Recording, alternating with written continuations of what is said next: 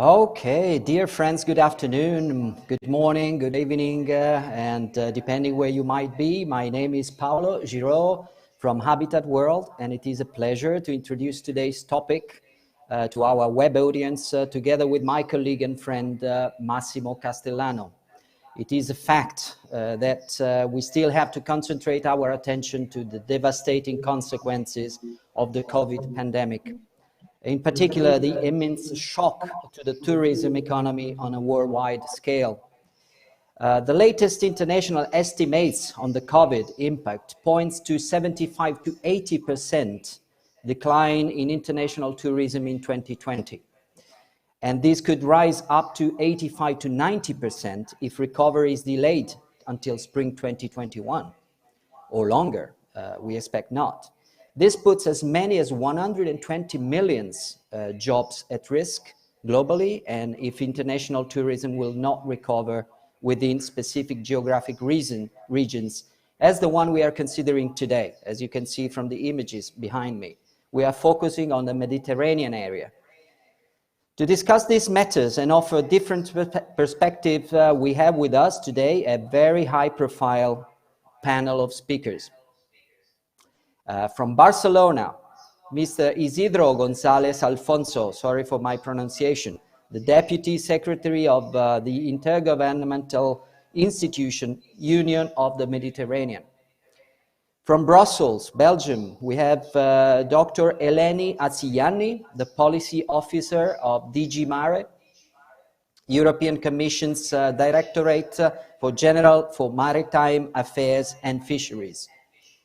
From Greece, Mr. Vasileios Zizimopoulos, the founder of the organization Costa Nostrum, Sustainable Beaches, in the island of Crete, the beautiful island of Crete. From Tunisia, we have Monsieur Mohamed Mastouri, the tourism expert of Megara, Réseau des Villes Durables. From Italy, we have Patrizia Lupi, the editor and maritime coastal expert of Vista Italy and Shipping and Trade Association from the island of Elba, another beautiful island. Again from Barcelona, Professor Joseph Valls, the representatives of ASCAME, the Association of the Mediterranean Chambers of Commerce and Industry, and expert from ESADE Business School of Barcelona.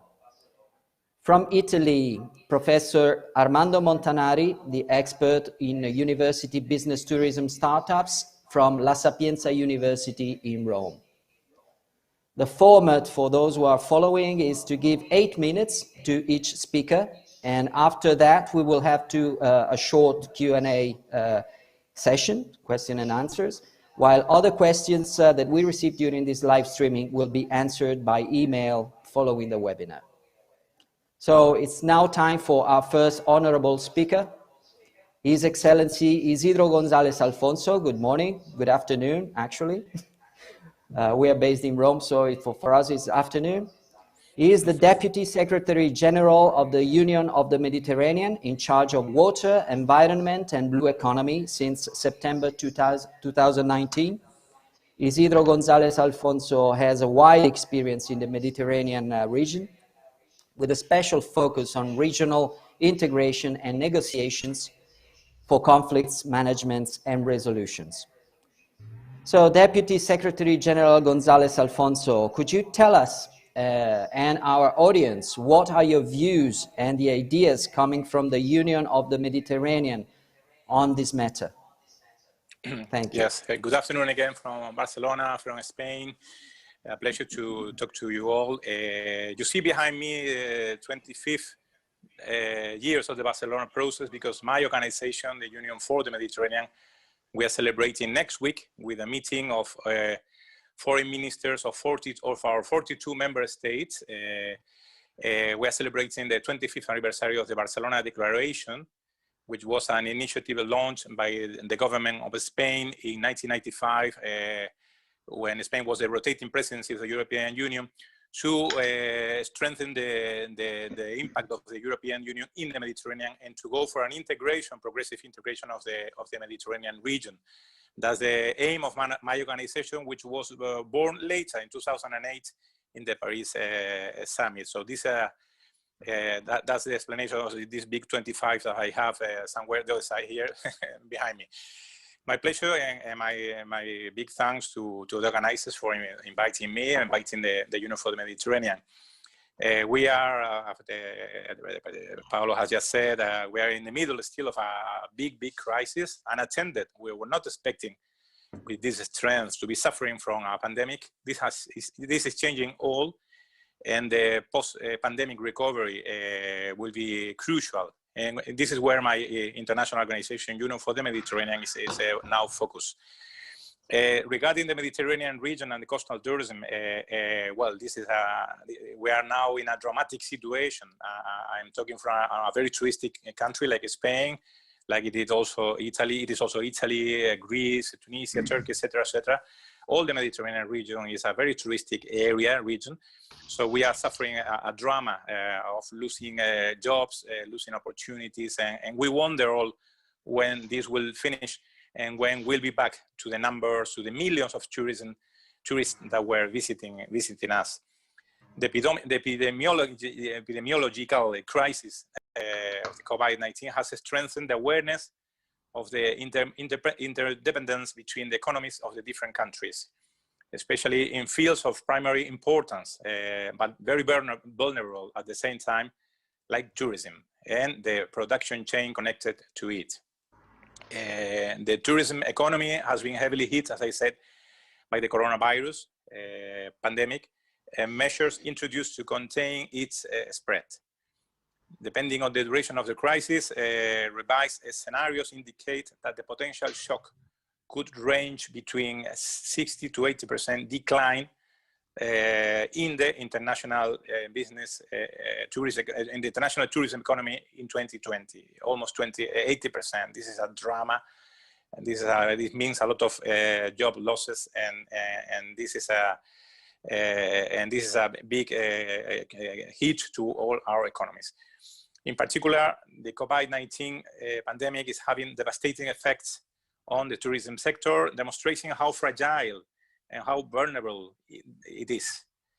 Maybe this pandemic will present us an opportunity to revise the concept of tourism and to go for a new understanding of how tourism should develop. I will come to this later. Sustainable tourism in the Mediterranean is a key priority sector for the Union for the Mediterranean. If tourism is not sustainable, it will be a short-term industry. It will not last. That's why at my organization at the Union for the Mediterranean, we are addressing the priorities of tourism in the Mediterranean in a meeting of ministers on blue economy, ministers of environment mostly, that will take place in Malta the next month of February, the 2nd of February, most likely online or hybrid, we will see. But the next February, the 2nd of February in Malta, all ministers dealing with blue economy, with the sustainability of the sea environment will meet from 42 countries, again, our member states in Malta, to discuss this and to make further progress. Our partners and stakeholders, we had an online consultation already this year in March. It was actually the first online meeting that we had to do because of the pandemic. It was mid-March, just at the beginning of the confinement of Spain. So we gathered together 500 partners, stakeholders, participants from different countries of the Mediterranean and other areas. And the conclusions they reached were the following. First, that we need, of course, to support the sector tourism in the post-COVID recovery. This is pretty obvious. It has been already said. And it will be an emergency to do that. If not, tourism will not come back as we are expecting. Secondly, we should face over-tourism phenomenon and reduce seasonality. This is also important. We have to create new products in the touristic industry to be offered to the tourists, not only seasonal sun and beach tourism. The third point, that we need a diversification and alternative destinations, as I say, to sun, sea, and sun, We need to go for rural tourism, art tourism, different. We have to be imaginative. We have to be creative for that. Number 4, we should respect and preserve the local identity of nature. And this is maybe the future of tourism, that by respecting local identity and nature. This is where we can develop this industry very much. Another conclusion is that technologies and big data, we needed to measure the impact of tourism, predicting and understand tourism flows. And also our partners, well, they all say that the increasing social and environmental performance through certification, labels, and ethical codes will be key.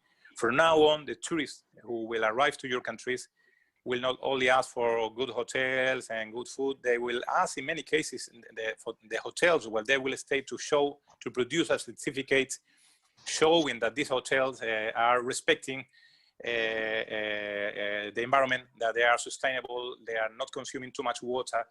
This is more and more, this is not only a minority asking for this now. In my country, in Spain, this is being done more and more in areas of the Mediterranean and also in the Canary Islands. Also, our partners say that fiscal policies, tax benefits, and employment incentives are needed to support activities. And especially now, after the COVID-19 pandemic, this will be also another emergency to have these employment incentives. Finally, the promotion of payments for ecosystem services for blue carbon will also be key.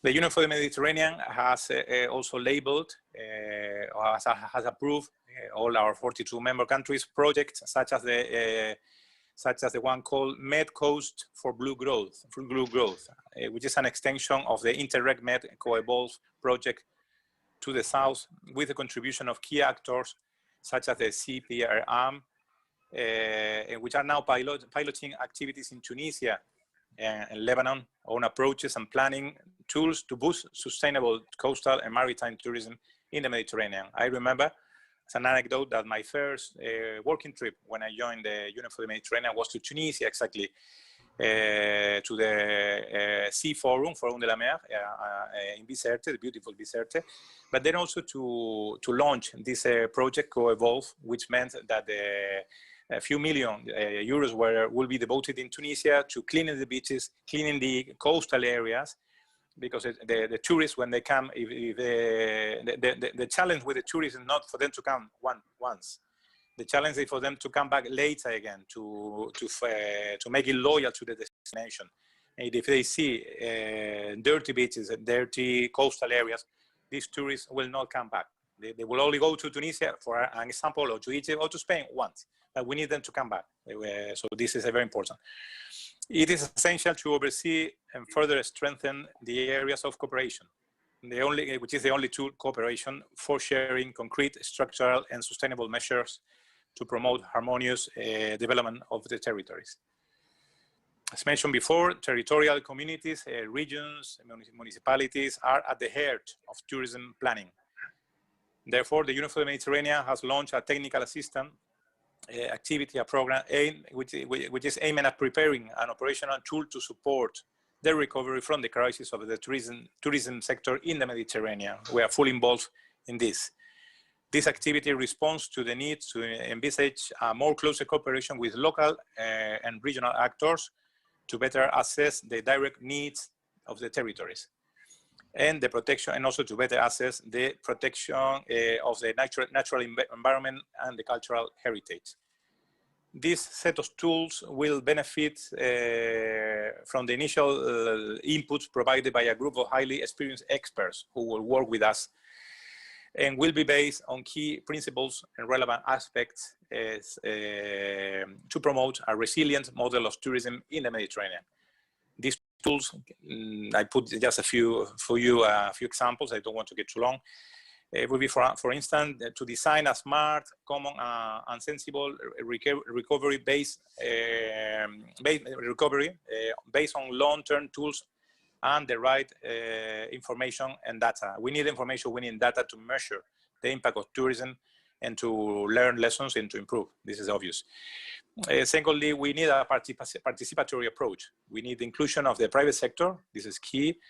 Tourist operators, and environmental actors in the decision-making process, as they play a very really key role. And third point could be a third tool, cross-sectorial planning for tourism is indeed a very interesting topic. But to be practical, we should consider also the so-called enablers.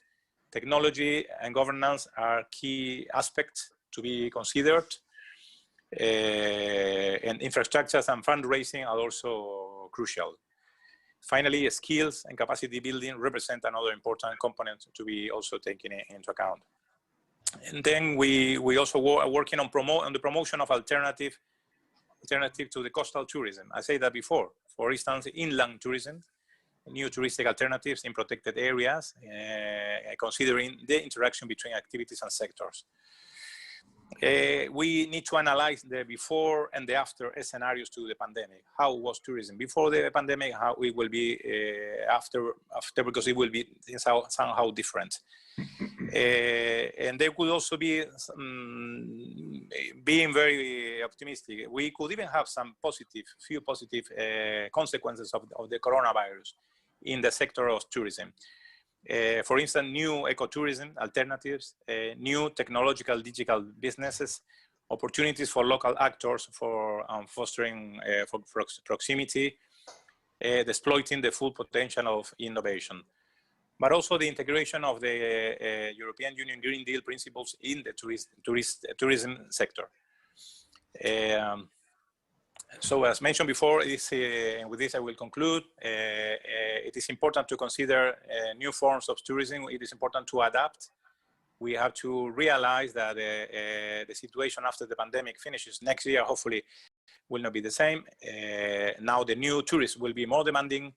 They are demanding better sanitary conditions. They are demanding better health services. They are demanding clean hotels more than before. Maybe before they were not paying attention too much to that. Now, in the near future, when the pandemic will finish, they will, of course, they will ask for clean hotels, clean coastal areas, clean beaches, because health is going to be priority number one, more than before after the pandemic. So, as I say, it is important to consider new forms of tourism, which will also target local visitors, not only international visitors, local operators, and also we need to make the tourism industry more resilient. It is also important to strengthen synergies between related sectors like fisheries, restoration, tourism, etc., to maximize the generation of local added value. Of local added value along the value chain of the related sectors. Innovative approaches should be adopted to offer added value and affordable services to local communities. In particular, as I say, after the COVID-19 crisis, because foreign tourism will still not come, especially foreign tourists will still not come in big numbers as of next year when the pandemic more or less will finish. It will take some time. It will take some time. We should be ready for that and take this opportunity to prepare for a soft landing of the new way of tourism that will come to the Mediterranean hopefully soon. It is important to consider that the phase of defining innovative strategies for tourism cannot be separated from topics such as environmental degradation and impacts of climate change.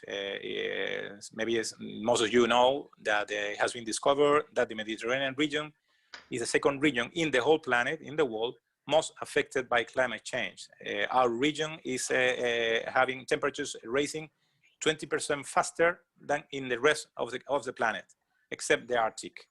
So this is a drama. This is a big issue. And also tourism has to adapt to this, to the impact, the dramatic impact of climate change. So with this, I finish my intervention. It's been a pleasure, and I look forward to hearing my colleagues. Thank you so much. Okay, thank you very much, His Excellency Isidro González Alfonso. We are very glad to host also the anniversary of the Union of the Mediterranean, 25 years.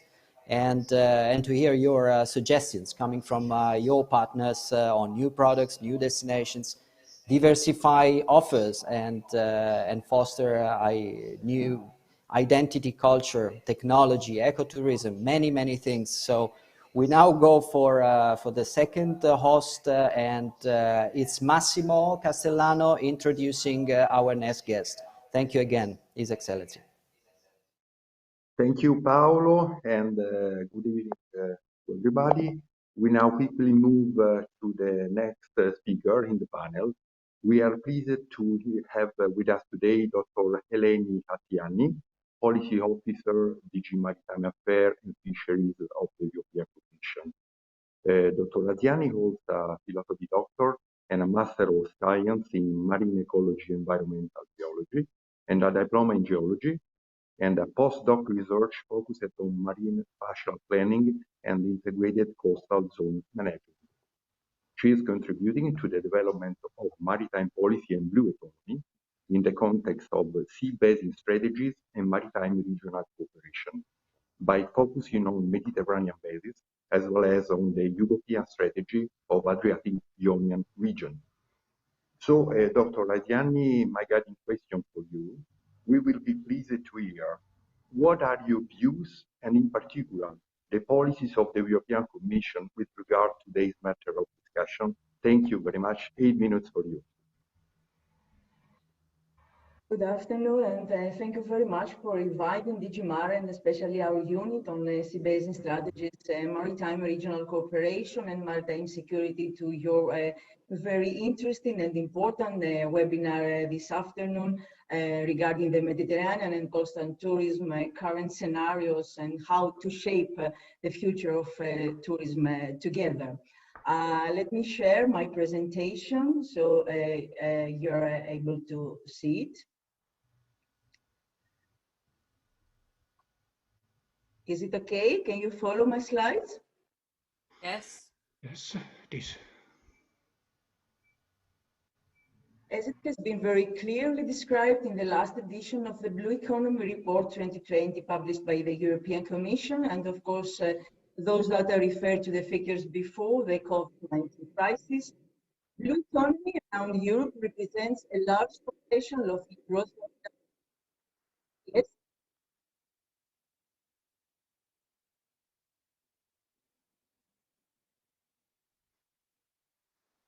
Okay, yeah, we minimize it. Is it okay now? I think, okay, perfect. Of the Blue Economy Report 2020 published by the European Commission, and of course this data I was saying that they refer to the period before the COVID-19 crisis. The blue economy around Europe represents a large potential of a gross added value and total economical turnover when referring to the classical blue economy sectors, but which is coastal tourism, port activities, maritime transport, and others, which are having a direct positive effect to employment for tourism and other activities related to the leading marine resources. Gross value value generated by the tourism sector amounted to be 28.6 billion euro, with a 20% rise compared to 2009.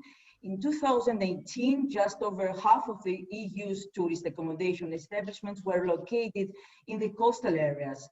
Visitors to the coastal areas were generally higher in the southern European member states, which are generally more conducive to beach holidays due to the climate conditions. The European Parliament resolution on transport and tourism in 2020 and beyond supports the development of a 2050 roadmap towards a sustainable, innovative and resilient European tourism ecosystem. The European Commission has organized the EU Tourism Convention last autumn in order to advance the European Agenda for Tourism 2050. A Marshall Plan to support the transition to a green, digital and resilient economy, according to Commissioner Thierry Breton. The recently formed Future of Tourism Coalition, together with a network of supporting tourism organizations, is promoting 13 guiding principles for the future of tourism. And CIRICA Intergroup, the intergroup for seas, rivers, and islands, last summer organized a webinar with the support of CPMR and the Travel Foundation, where it was highlighted very clearly that recovery from COVID is an opportunity also to accelerate the transition to new business and multi-level governance models, while contributing also to the EU Green Deal and the international climate obligations and the Sustainable Development Goals. Last December, President von der Leyen put the European Green Deal at the center of her priorities. The European Green Deal calls for a transformation to all economic sectors, and of course, blue economy sectors make no exception to that. On the other side, oceans and seas are main enablers for the transition, providing sustainable food, clean energy, and solutions for carbon capture, as sustainable tourism is clearly a sector of the blue economy, which is strongly related to that. New technologies also for fishing, both recycling, reuse of fishing materials, and other contribute to blue circular economy, and a new approach to a sustainable tourism can minimize the environmental impact by also give priority to community participation and poverty reduction. Actually, a few weeks ago, an ongoing public consultation has been launched for this a new roadmap for a sustainable blue economy, which is still ongoing. So you are free and welcome to participate to the public consultation.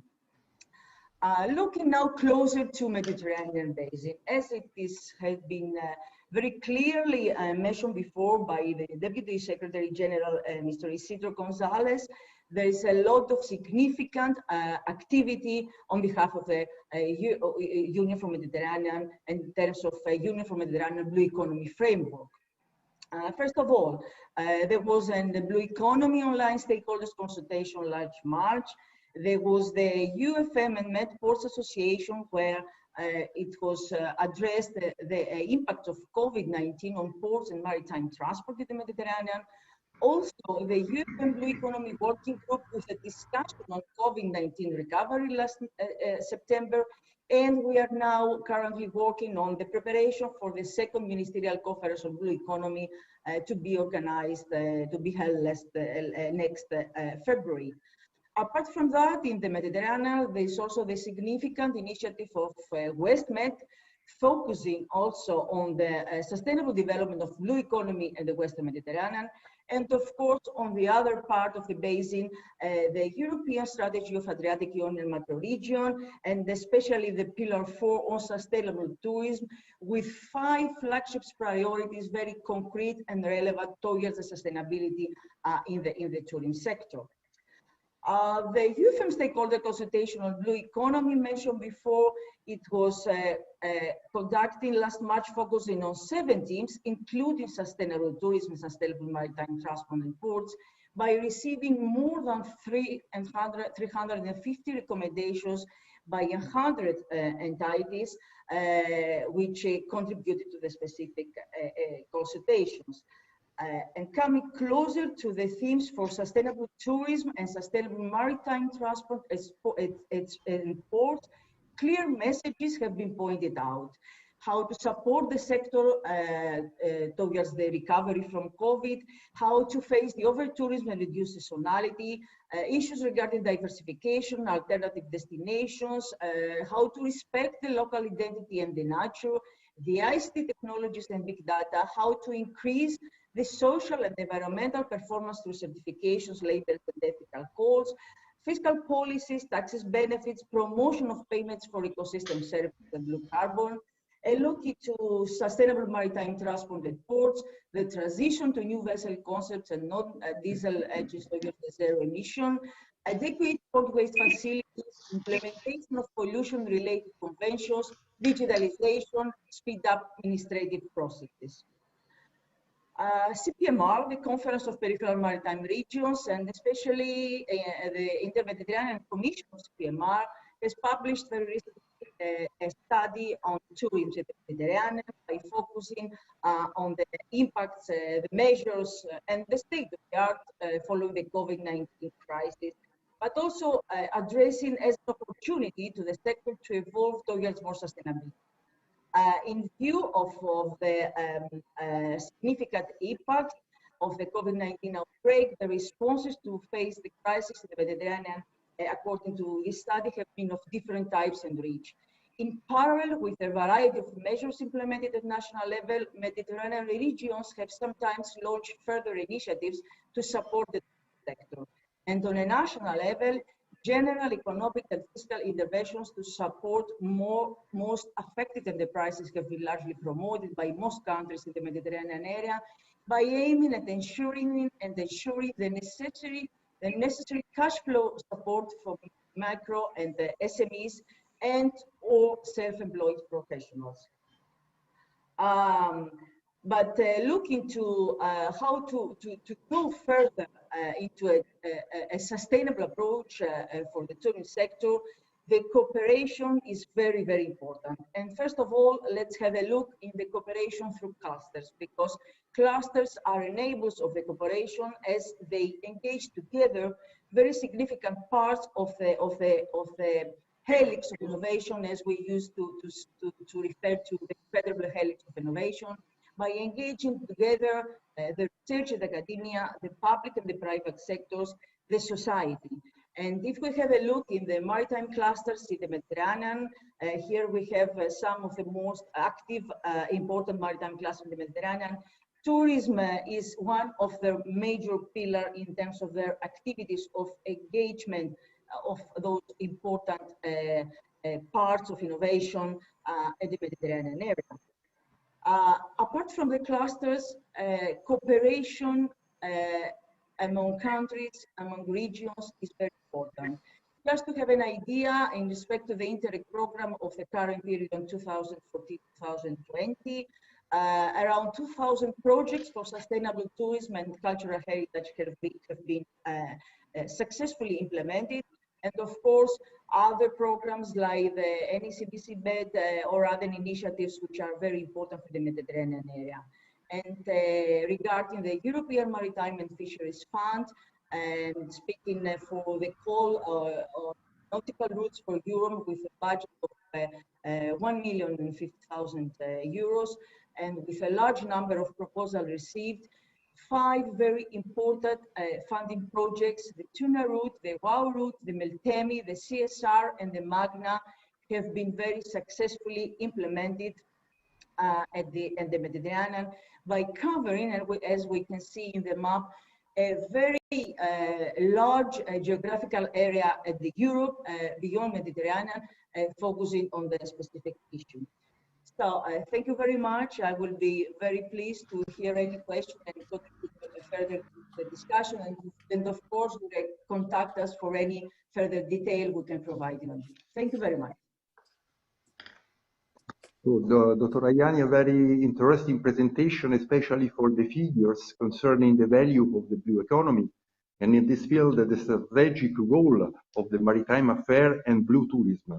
So, thank you so much for your contribution, and shall go on with the next speaker. Thank you. Okay, again, thank you, Massimo, and thank you, Dr. Eleni Aziani. With DG Mare and Union of the Mediterraneans, we end the chapter dedicated to institutions and to move to 3 district realities in the Mediterranean representing regional actions. And the first one comes from beautiful Greece, and in particular the island of Crete. We have Mr. Vasileios Zizimopoulos.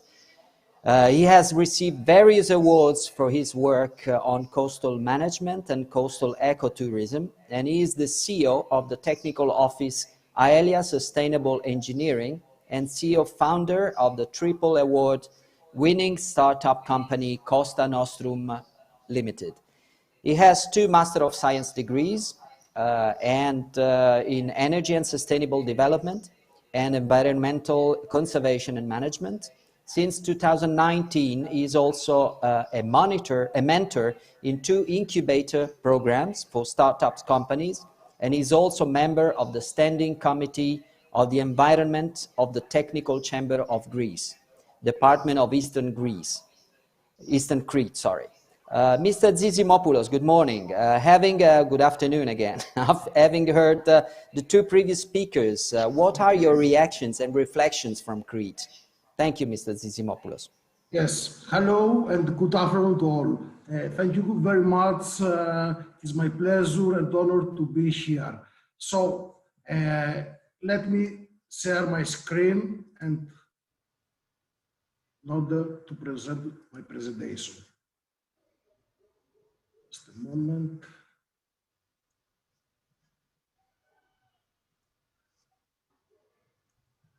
Can you see it all?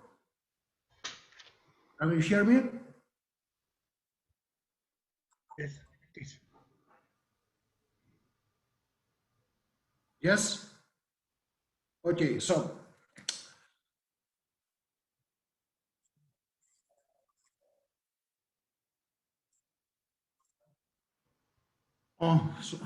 okay, okay.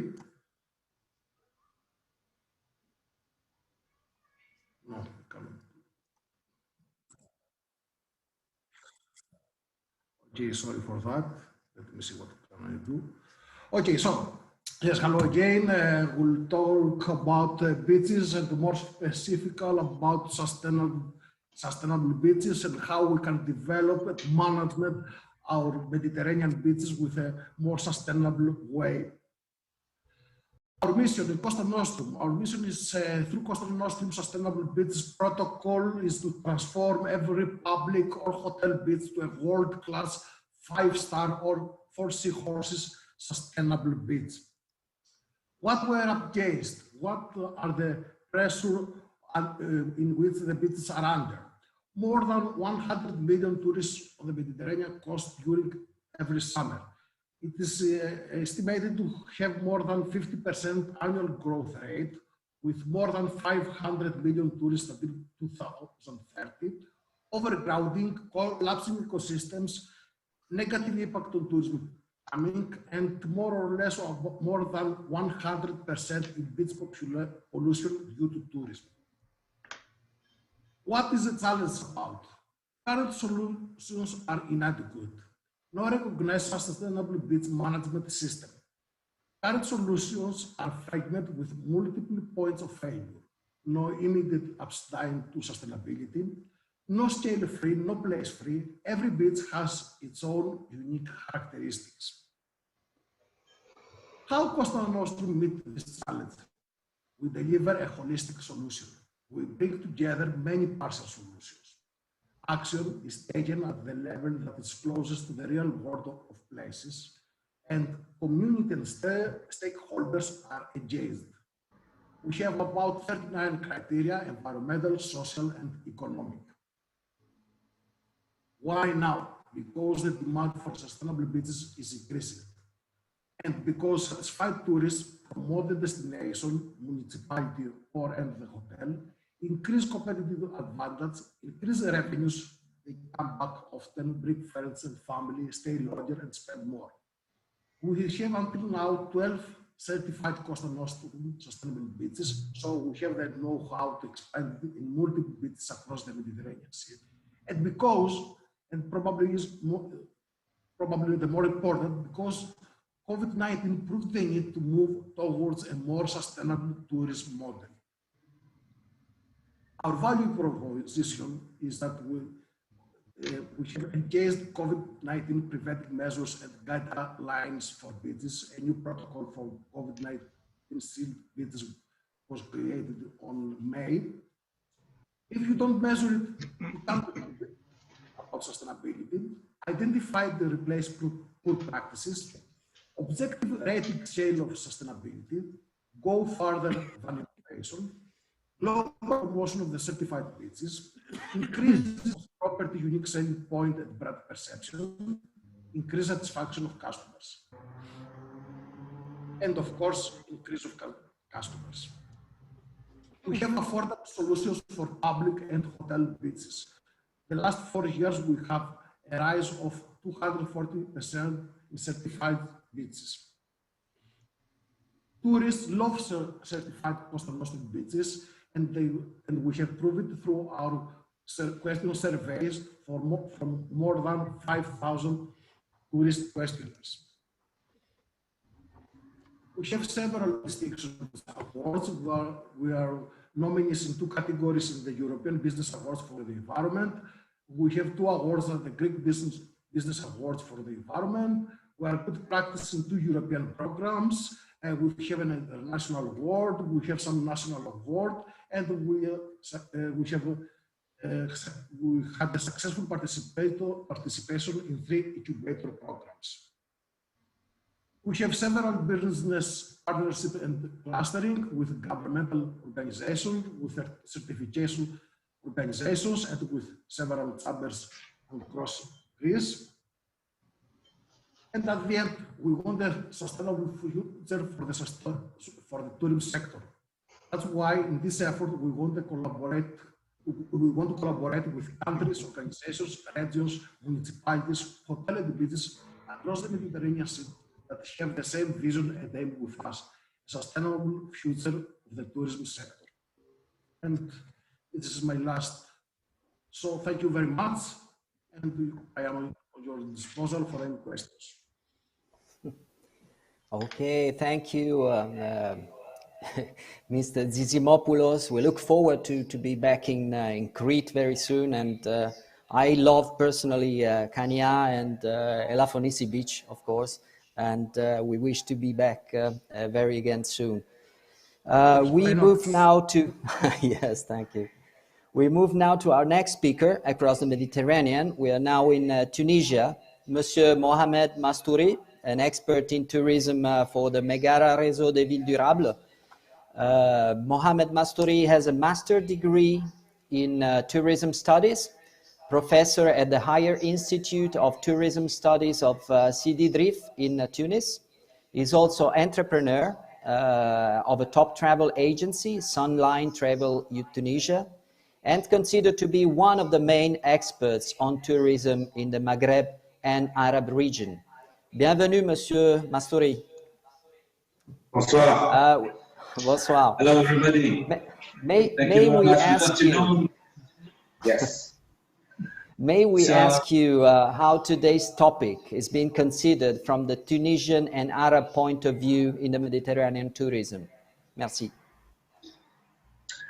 So, good morning, good afternoon for everybody, and thank you for the invitation.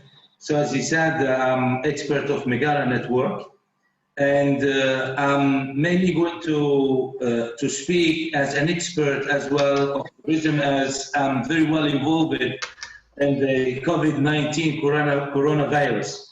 In fact, just to speak a little bit about the impact of coronavirus on the touristic sector in Tunisia, which was, as all the sector businesses, the business sectors, in fact, very well impacted. However, it seems that the tourism sector in Tunisia, as we are very based on tourism activities, it was the most affected one. And based on the Tunisian National Tourist Office, it's more catastrophic consequences of this global health crisis on the sector, which contributed to 13.9% to the GDP in 2019. And I'm sorry to give you some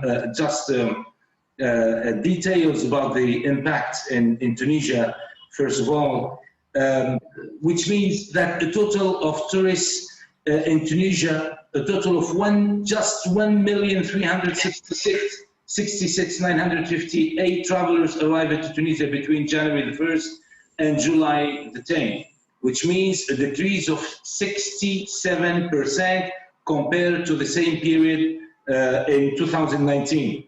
The number of the Tunisians resident abroad who visited Tunisia during this period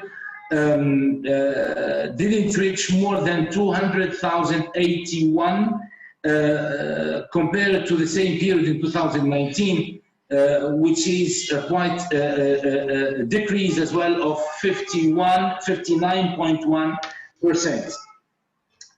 According to the same document, and just to understand how impactful was the COVID-19 on this country, which could be taken as an example for the southern countries in the Mediterranean Sea. According to the same document, the French, Russian, German, and English markets appearing on the list of markets having experienced huge drop compared to the previous year. And I'm just going to give you the example of the Russians, which goes 200 times less than the previous year, which means 2019. In fact, here in Tunisia, everybody speaks about the sustainable tourism, which is not more a new word. And all the professionals have heard at least about the sustainable tourism. The problem is the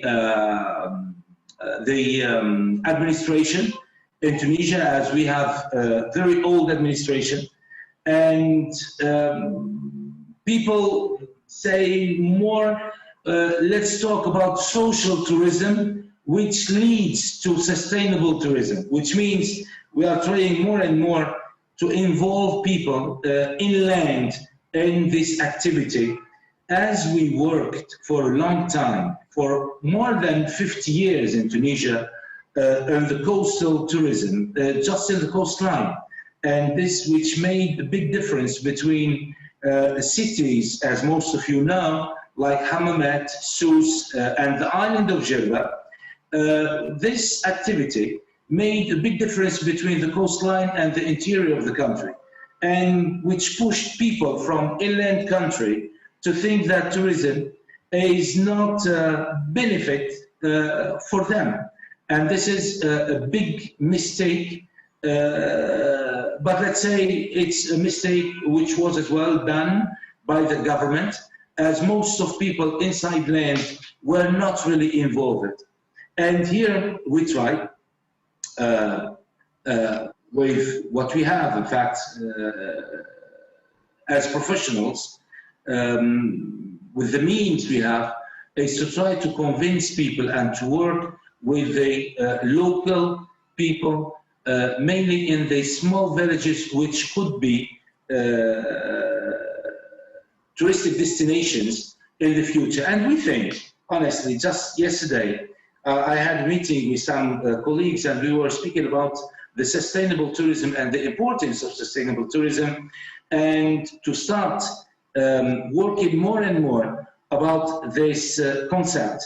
We think, of course, everybody's speaking now about the negative impact of the COVID-19, but we think that it could be as well, it could have as well a very positive impact if we start working right now about the period after the COVID-19 and the importance of the sustainable tourism. Mr. González Alfonso, when he started, he gave us a lot of ideas, and we share completely, in fact, all the ideas with him. And that was the subject of this meeting I told you we made yesterday between professionals in Tunisia, and to start speaking in like as well in what we call the digital transformation of the tourism in this country. We hoped until the end of the first wave of coronavirus, when we started working for the 2-3 months in the high season, which means July, August. But unfortunately for us, we started again speaking about, as everybody knows, about the second wave of the coronavirus. And this made as well a big problem for us, as we are speaking about curfew now in Tunisia, which is going to create a big problem for the all the professionals in tourism, hotels, restaurants, transportation as well. In fact, we think and we hope that this is not but a beginning to start explaining to the locals here the importance of the sustainable tourism and the importance of the activity of tourism as I told you, as a social activity. And here I would like just to explain that tourism and sustainable tourism could be a very important solution, mainly to stop the illegal immigration to Europe. I'd like to tell you that those who leave the country, they think that when they go to Europe, this is the American dream. And that if once they put their legs in Europe, it's going to be the paradise for them. But if we finish by giving them, convincing them about the importance of tourism and the intervention of tourism in the for the local people and in the small villages forever, and this is what we mean, in fact, by speaking about the sustainable tourism, by respecting the environment, by making them or helping them, convincing them, teaching them how important is tourism. That could be a very positive side after the coronavirus. In fact, as we think, in fact, that the situation continues to deteriorate immediately during this next few months, which could be perhaps irreversibly as well, for several reasons. And to finish by convincing the locals by the importance of the sustainable tourism after the coronavirus, we need solutions which must be as functional both in the very short term and in the long term. In this regard, in this period of the health crisis, exceptionally, we need to take exceptional measures which must correspond to this exceptional context. To do this, priorities and forecasts must change in order to unleash the energies and have the courage and determination necessary to save our tourism. Faced with such a situation, the country must resort to non-traditional policies in an exceptional context, given that the crisis will have major social effects with the rise in unemployment, with a high degree of uncertainty which characterize the future.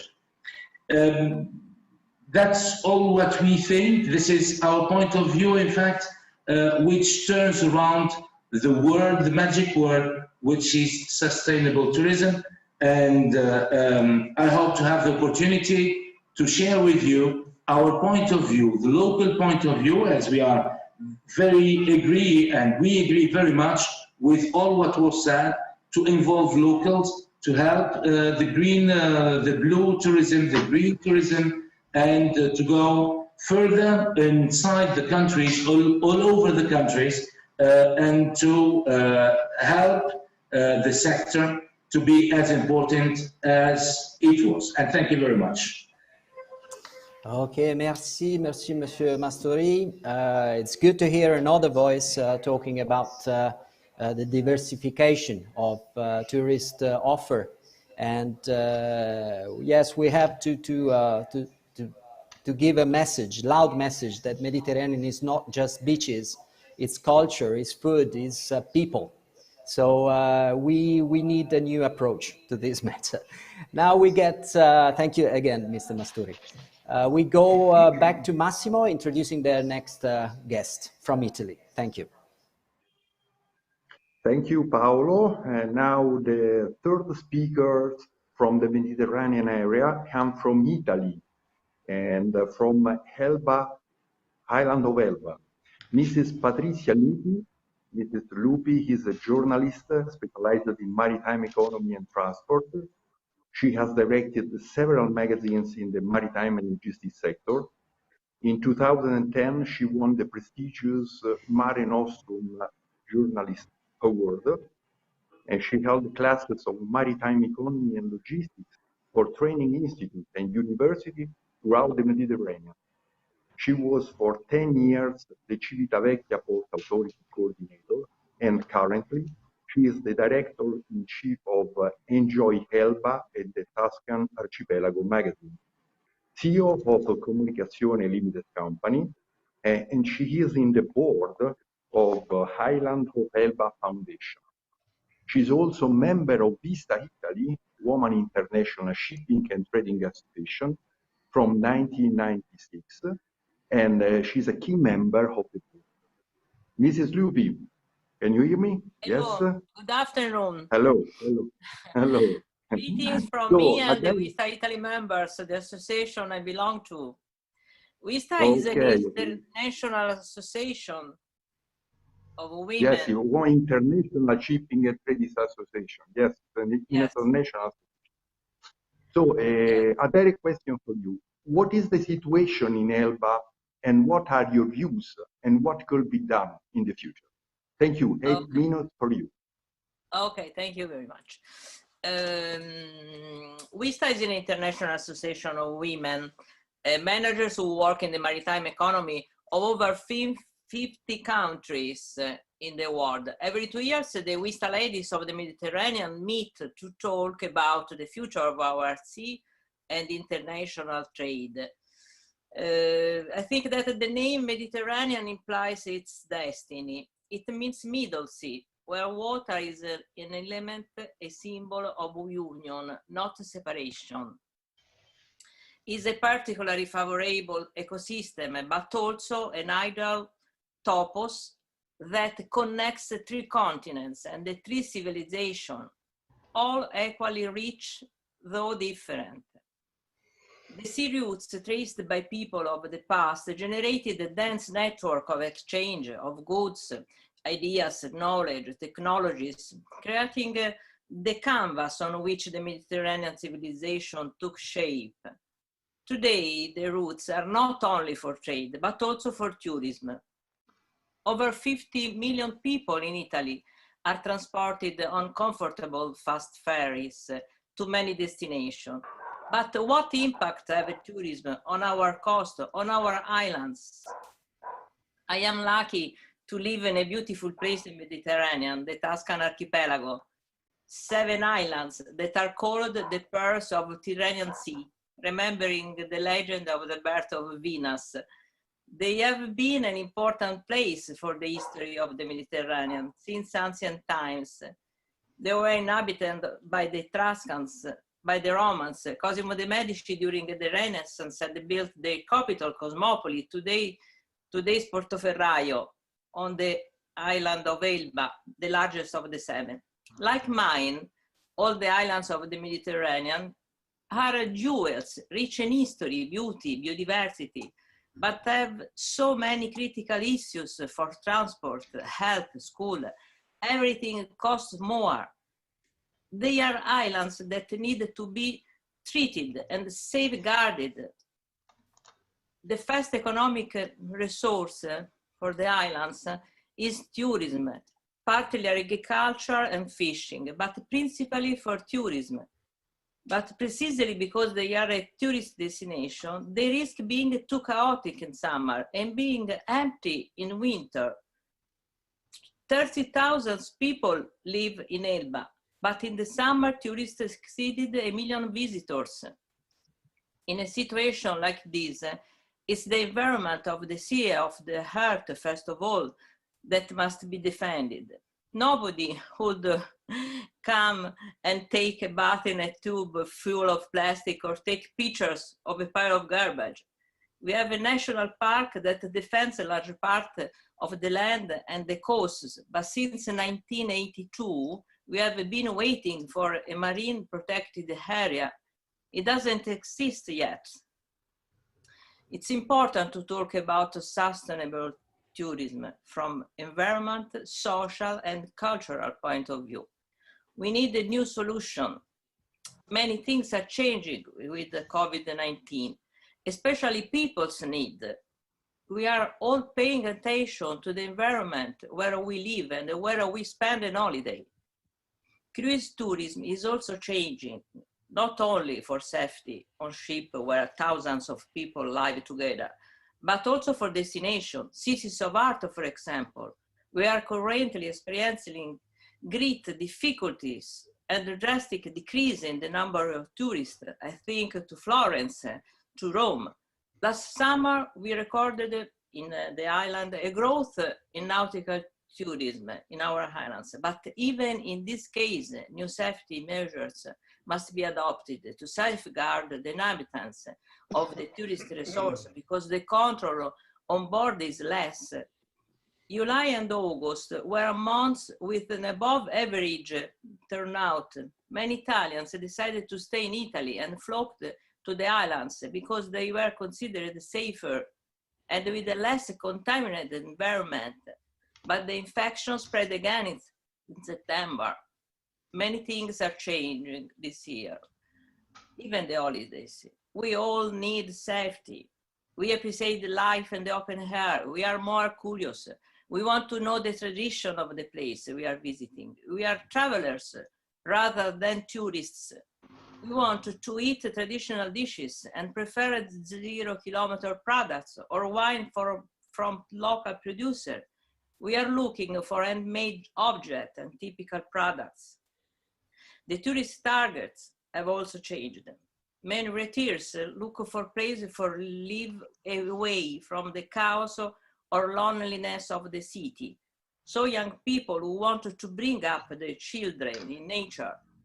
More and more are the smart workers who can work from anywhere, even from an island. I believe that the islands can be an example for a new tourism, where people want to become part of a community. In Tuscany, in Italy, an opinion movement is going on to populate the small ancient villages that risk being abandoned. For this reason, it's very important to welcome tourists in a friendly way and to tell them about the place, the characters, the habits of life. If you know a place, you will love it and take care of it. This is what I'm doing with my magazine, Enjoy Elba and the Tuscan Archipelago. This is what we are doing with the tour operators and cultural association of our islands. We are launching a project to populate archipelago in autumn, winter and spring. The name is Elba Forever Beautiful. The weather here is fine. Today we register 20 degrees. People still swim in the sea. You find the beaches with children playing in the sand. People eat outdoors. Winter is also mild, and there are clear days where it seems that all the 7 parts of the Mediterranean are shake hands. We have the great Corsica in the background, a few miles away, and it seems to be in a large lake. After all, the Mediterranean is a large lake, where the most ancient civilizations have grown up. We must be proud of it. We have it all learned from each other, and we should continue to do so. Now more than ever, because we have understood that an invisible virus is enough to stop us. It doesn't matter if we are French or Italian, African or Arab, if we are rich or poor, blonde or dark.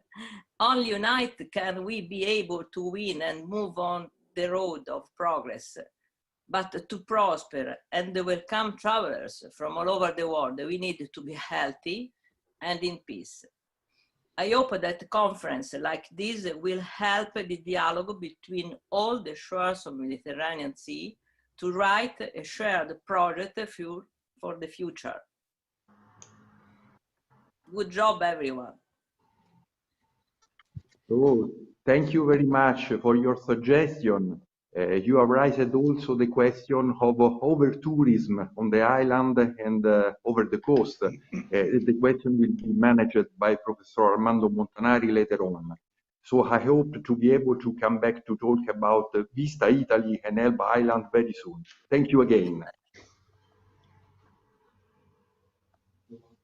Okay, we come to our next speaker. Thank you, Massimo. Professor Professor Joseph Valls, professor of ESADE, the Business School of Barcelona, and a global expert on tourism of ASCAME, the Association of the Mediterranean Chambers of Commerce and Industry. Professor Valls teaches at the Barcelona-based ESADE Business School in Tourism Strategy. He is also visiting professor of the SDA Bocconi School of Management in Milan, the Universitat Politècnica de Catalunya, the Universidad Antonio de Nebrija, the UCA in Managua, so many, and the Escuela de Altos Estudios de Hotelería y Turismo in Havana, Cuba. He is the author of a number of books, amongst which we remind everyone Sustainable Tourism Destinations Management. So welcome, dear Mr. Professor Valls. After having heard the previous speakers, what are your thoughts about the present and the future of sustainable coastal tourism in the Mediterranean? Thank you.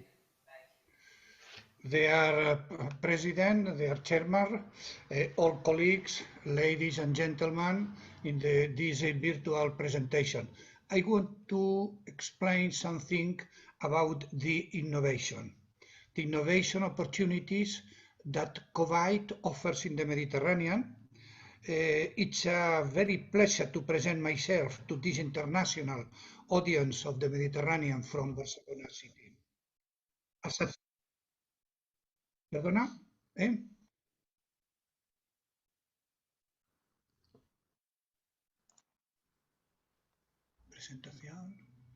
Presentación diapositivas. Ok.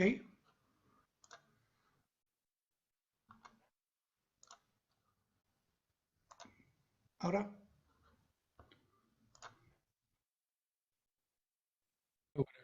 Vale. I want to speak about the innovation, and it's a very pleasure to present myself in this internet audience. As a teacher, analyst, and consultant on tourism and digitalization, we cannot deny that we live in very delicate moments, but along with important threats appears opportunities to make the leap. Euromonitor say there are many sectors of the tourism that accelerate: domestic tourism, adventure tourism, nature, beach, wellness, luxury, kilometer O, camping. There are many decelerating too, as long haul, unsustainable models, or mass tourism.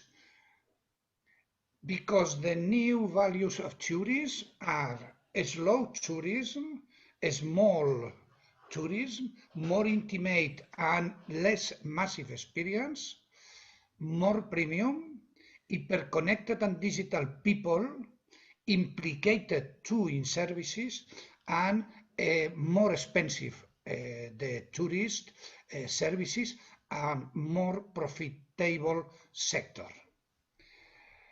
Several weeks ago, The Guardian asked in some report, is the end of the tourism? But in the same lead of this article, say The Guardian, the reply, reinvent. And when we say what is the reinvent, is because we are a imaginative sector, tourism, who knows how to reinvent. No matters the output when the experts continue to draft figures for the exit of this pandemic. It does not matter too that government have completed the steps in the face of the pandemic or not. Public money to serve the strategic sector during the pandemic, public money for the restructuring and repositioning the destination and the tourist company, and search for exit to those who disappears. One question that I said in the last 4 weeks and in the last month. No more regret, but face the new scenario, because the reinvention must to do on hard and soft scoops in the company and in the destination, in online or online or of life, and reinventing the business model based in the digital tool of production, relationship, etc., etc.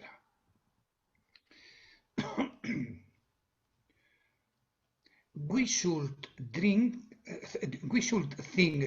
less about the large building and more about more intimate space. Less crowded beaches and more spaced, clean and adapted beaches. More in gastronomy of kilometer O products.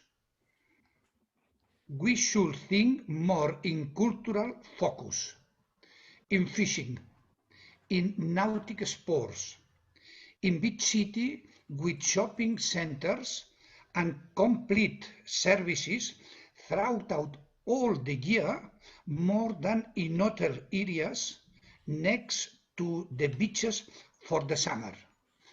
When Eleni explained what asked the European community about the future of the tourism, explain all that. Two, in internal processes improvement to allow us to digitize. Either processing the excellent measures have been implemented to have COVID-free. Either excellent measures looking for the news activity for hotel real estate in co-working or in co-living, or using the digital tools for gastronomy business, such as these pop-ups opened in Barcelona based on central cuisine. Communication through Instagram and brought home by riders of notable success during this month of November here in Barcelona. There are many activities that produce in this moment as innovation. 4 years ago, I published a study of the expectation of the 300 Spanish coastal population, coastal city, for 2020. They wanted to maintain as seaside, you can see in the red one globus, but increase the gastronomy, increase the culture and heritage, increase the event, increase water sports, shopping, ecotourism, fishing. That means the people working in coastal area expect expanding in services and public extending the season for the whole year, emphasize on product session by the sea. That means like the sunflower that always seek the sun. I have prepared a roadmap to finish of 6 steps to take advantage of the COVID in the service of the improvement of the Mediterranean. Firstly, you have to act now. Even if there is a third wave of COVID, we cannot be compliant. Second one, fewer international tourists will come.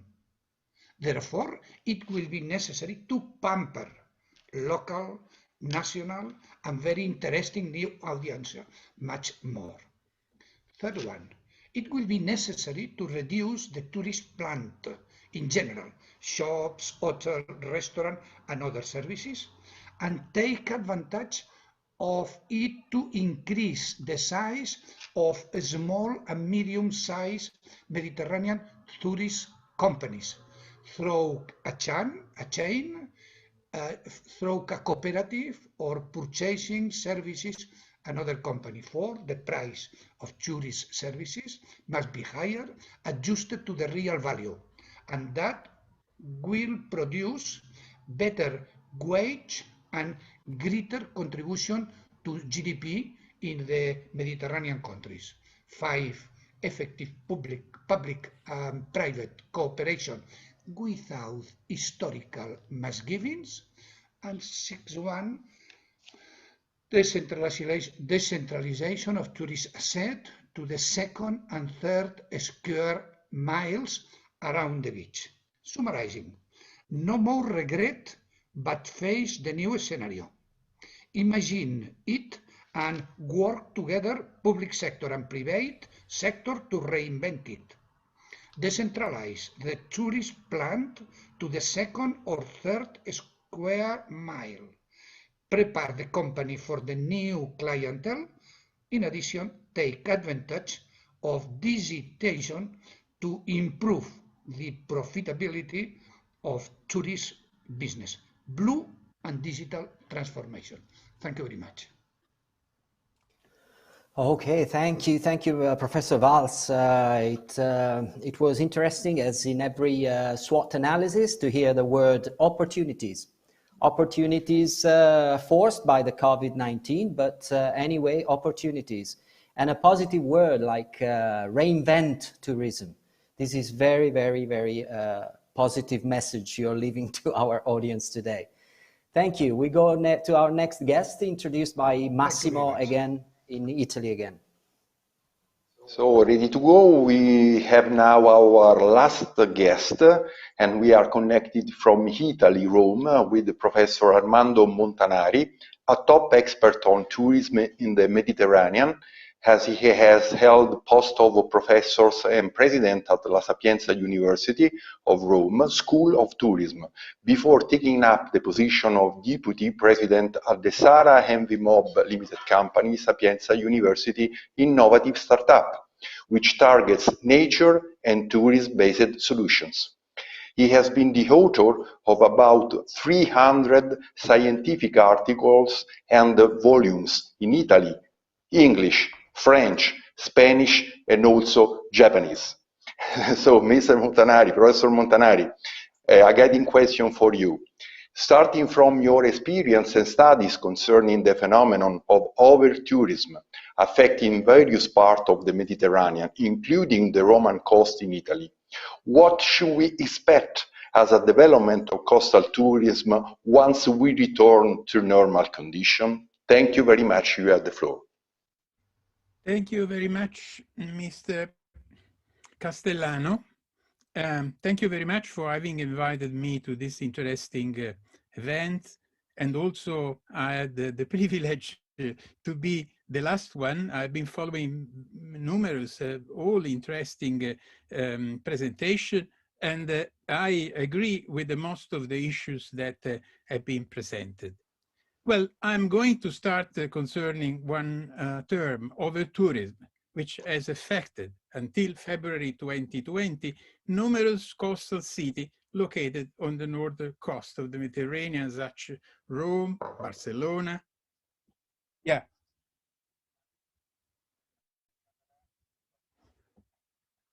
Where is my camera? Where is my camera? Ah, yes, and now is okay? Oh, okay. Now I'm not moving anymore the camera. Okay. Over to, as was mentioning, coastal cities that have been affected by over-tourism, which are, as I mentioned, Barcelona, Athens, Geneva, Venice, Istanbul, more or less all the Mediterranean cities. The term over-tourism has only been used in the international literature for a couple of years.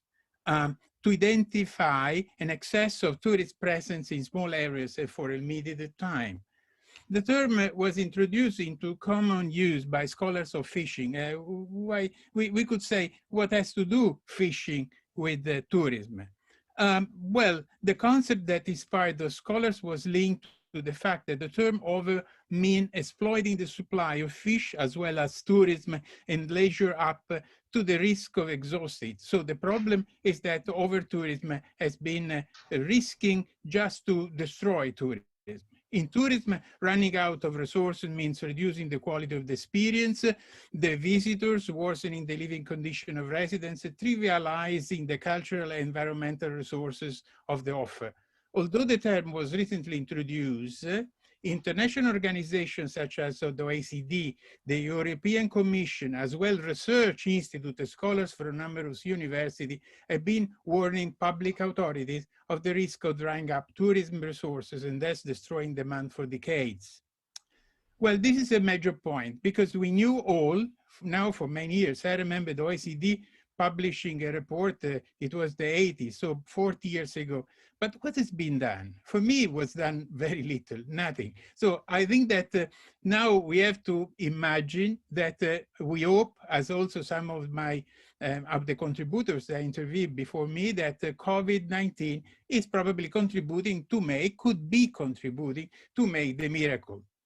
COVID-19 suddenly reduced national and international human mobility and decimated tourist presence. One example among many in the crowd of tourists was gathered in the front of the Trevi Fountain in Rome and waved to reach the edge of the water to be able to take a selfie, only a selfie, or even a selfie, which is a lot, but to immediately publish on their social network. Starting from March 2020, the space in front of the Trevi Fountain is empty, a desert. The shouting of the mass of tourists was replaced by the silence, broken only by the running of the water in the fountain. Now, the problem is to introduce financial and regulatory instruments to return to the previous situation. So far, the competent administration have followed this path to reduce the economic losses suffered by numerous operators once active in the sector. Instead, I propose, but I'm not alone, because all the interventions today have been in this line. We propose policy tools that seize the opportunity of the pandemic crisis to completely change direction and try to avoid in the future those mistakes that have been made for too long in the past, rather by using the slogan, nothing will be the same.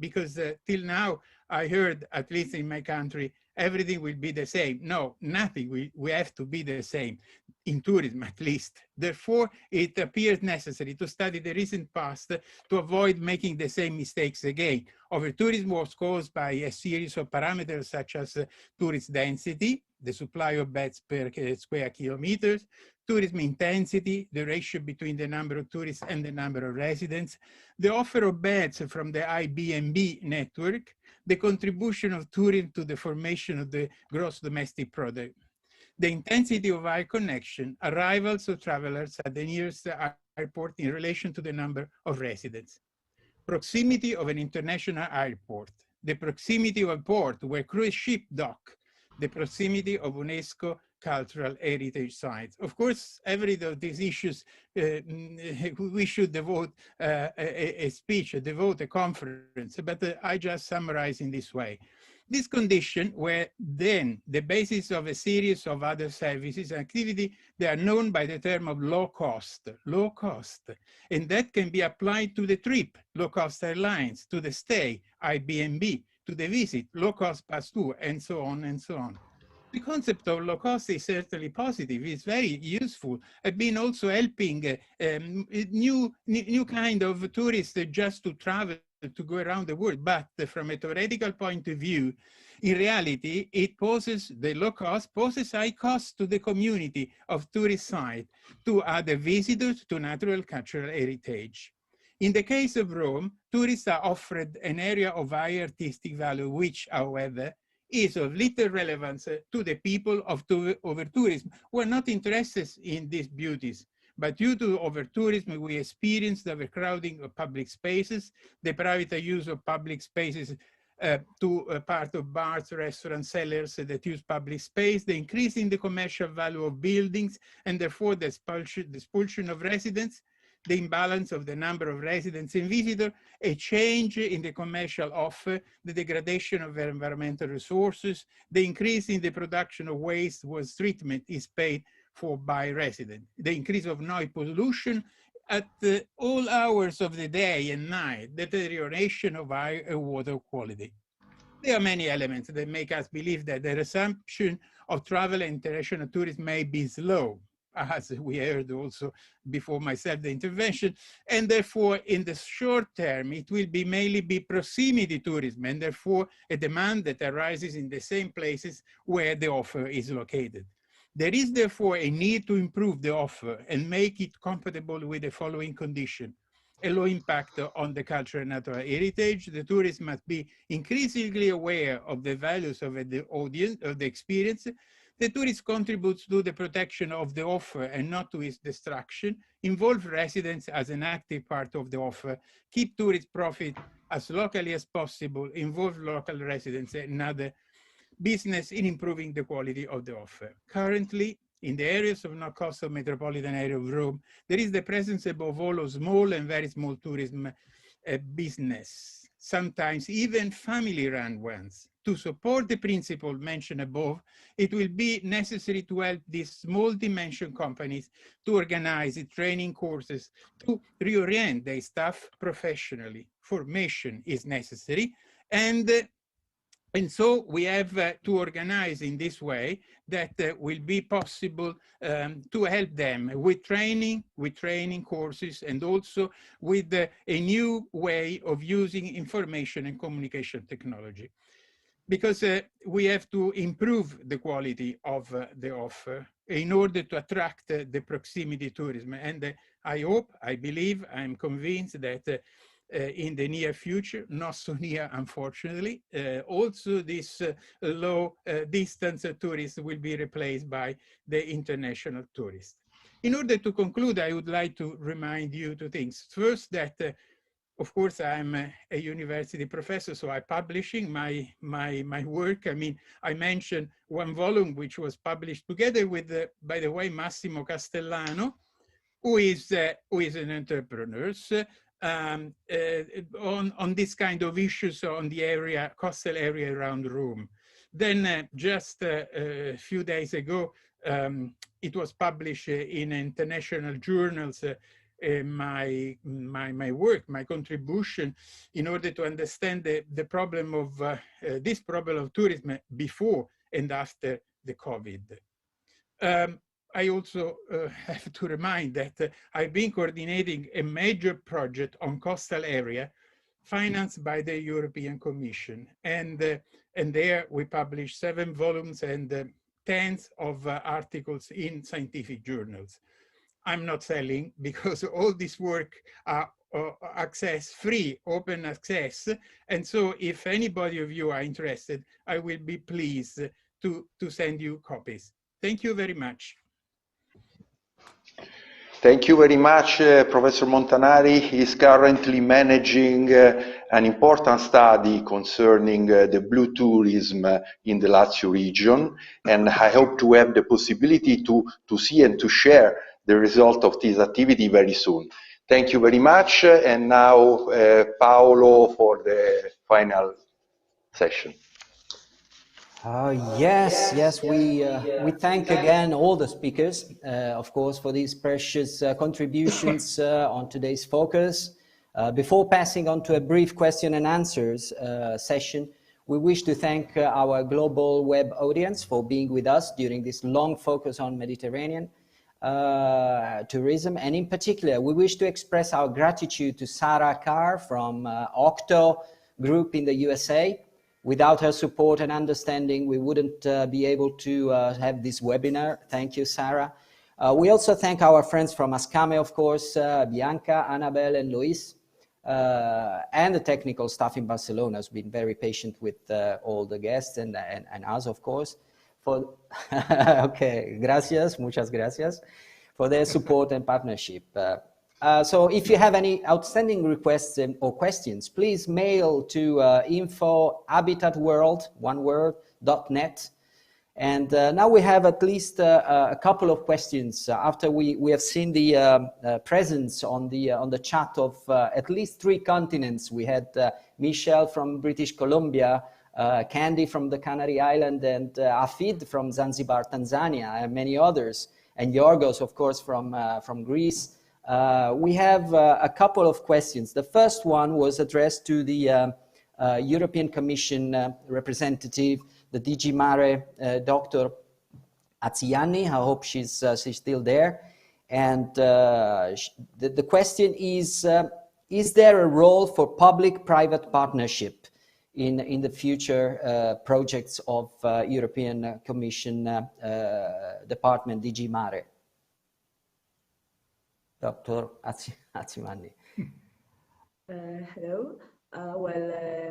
Regarding the engagement of private and public sector together, there are several ways and several initiatives which can be performed. We can mention some of that, but as a general comment is that in the current projects and in the future projects and in the future program, the engagement of public and the private sector is very significant. We have mentioned also before during the presentation that is very important also in terms of the activities of clusters. We have presented a few examples of significant maritime clusters as they have been described in a new report of the Union of the Mediterranean, which is very crucial for engagement of private and public sector together. And also coming to the regional level, the implementation of the smart specialization strategies, which are focusing also among the other pillars on tourism sector as well for many regions, is very crucial to engage together the private and the sector, the private and the public sector, also together with the research and academia, for having a new innovative project in different pillars, but also in sustainable tourism. Okay, thank you. Thank you very much for a kind answer. And we also have one question for the Union of the Mediterranean, the Secretary General, Her Excellency Isidro González Alfonso. For you, we have just a question that speaks about waters. How the water is linking these matters, because the future depends on water. So there is a question of humanity relationship with the water, how much this is impacting on the future policies of development for the tourism in Europe, the water issue. Yes, thank you. Thank you so much for this question coming from my homeland, the Canary Islands. I was born there. By the way, in the Mediterranean, there is already from the beginning a very important problem. In the Mediterranean, we have 3% of the water of the world, 3% only, but we have 7% of the population. There is from the beginning a mismatch. 3% of the water of the whole world, we have it in the Mediterranean, fresh water, drinkable water, but only but we have 7% of the population. So this is a lot. So we have a problem of a scarcity. There are countries in the Mediterranean or next to the Mediterranean, like Jordan, which are Jordan is, for example, the second country in the world with the highest level of water stress. Water stress is the difficulty to access to water. Is the second country in the world with more difficulty to access to water, Jordan, and it is there. It is next to the Mediterranean, and there are other countries in our region where the access to water is increasingly difficult. Because of water access, we have not less than almost 40 violent conflicts, almost wars, and sometimes wars in the world, and some of them near our area. And it is also the lack of water and the difficulty of access to water is forcing mass migration in many occasions, and it's forcing people getting desperate to abandon their homeland, their country, sometimes to risk their life by taking a stingy boat to cross the Mediterranean, and in some occasions losing their lives. So this is a drama. And we have to make clear that nobody is leaving his country, his city, his region, unless he doesn't have another option. So, of course, the link between water and humanity is a priority. And I said during my intervention at the beginning that we had to change the habit of consumption and production. For instance, in the production of food, the food industry, we are using or wasting almost 60 or 70% of the water, of the whole water we are consuming in the world. This is huge. So we have to change the way of producing food, for instance, and the way of consumption.